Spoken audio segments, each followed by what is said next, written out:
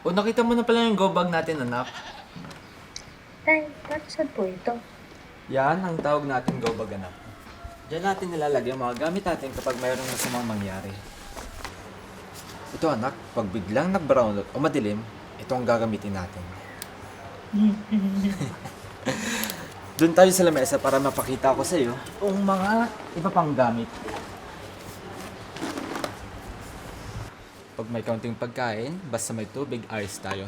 Di natin pwede kalimutan yan. Dalawa po, Tay? Oo, dalawa. Isa para sa akin at isa para sa iyo. Pag may laman ng tiyan, may lakas tayo. Kasi simpleng dilata na yan, malaking tulong na yan sa atin. Sardinas? Gusto po yan. O sige, para sa iyo tong sardinas. Ano naman po yan, Tay? Kasi ito, first aid kit. Pag may nasugatan or nilagnat, nandito yung mga gamot natin.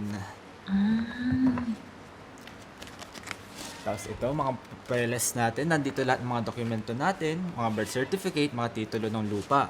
Importante din to. Huwag mo kakalimutan. Opo, Tay.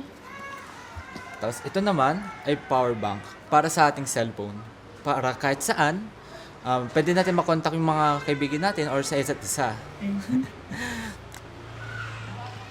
Ngayon, alam mo na kung gaano ka-importante ito, ha? Tapos ito yung checklist na nandito yung mga listahan ng mga bagay na dapat meron tayo.